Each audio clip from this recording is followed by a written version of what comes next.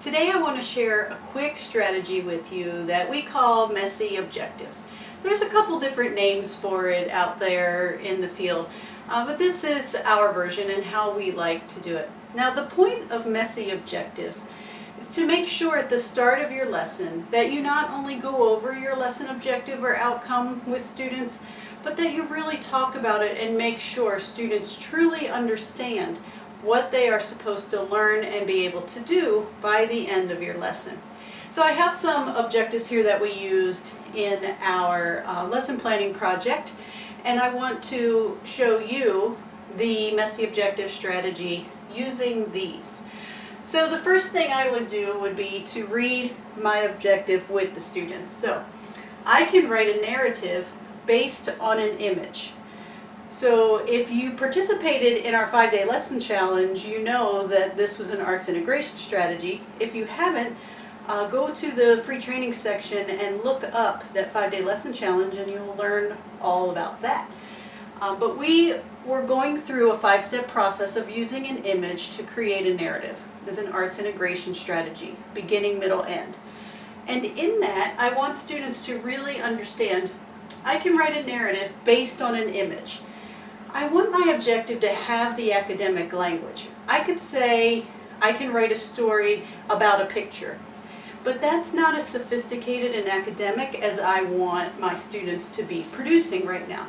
So we're going to present it in an academic way and break it down and make sure they really understand it. I can write a narrative. I can write. All right, if we're writing, what are we doing? And then I want to call out my thinking verbs. So I'm going to focus on the thinking verb of create. So I can create a narrative, right? I can write a narrative, I can create a narrative, and for my lowest English proficiency students, my beginners, I might put an image here. All right, here we have a pencil. Right? I can create, I can write a narrative, and I want to model that. I want to gesture for my beginners. I can write a narrative. So what's a narrative? And we have that conversation. Obviously, if this lesson we're writing a narrative, we've been talking about narratives for a little while. They should recognize that word and know what that means. This isn't the first time they're hearing it. So a narrative, I would imagine, what's a narrative? What do you remember about a narrative? I imagine the students would be saying a story, something like that. I can create a story. I can write a narrative. So we're just restating using different kinds of academic language based on an image. What does it mean when we say based on? Like this movie was based on the book, or you think the answer to this math problem is 12 based on your understanding of multiplication. What does it mean when we say based on, right? Give some examples. Based on means it's about something.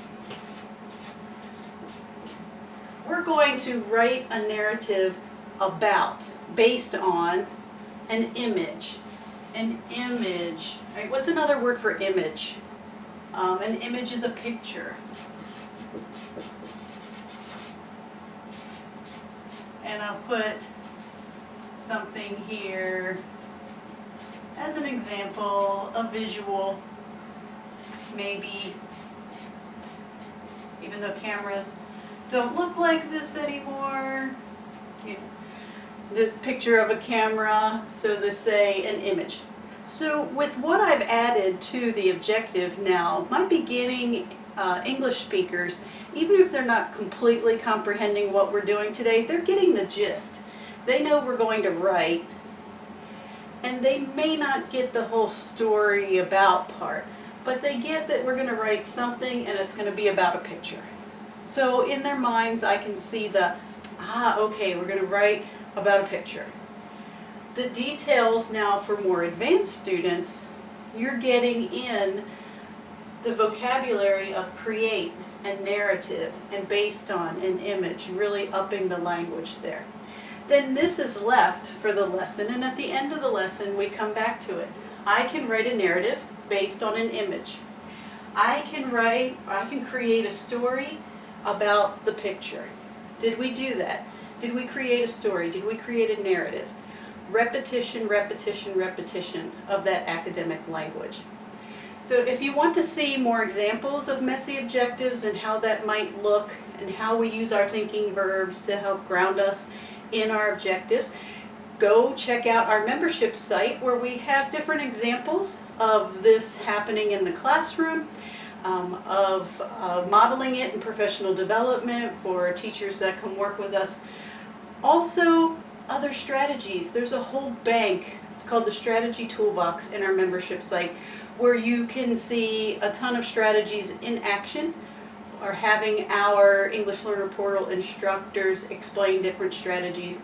So, you know, on those days where you're just not feeling it and you're like, I need something new, check out the membership site and find some new ideas. If you're in a rut, email us and let us come up with something to help you out. info@EnglishLearnerPortal.com. Try out messy objectives, take a picture of yours or a little video, send it to us, and let us see what you're doing.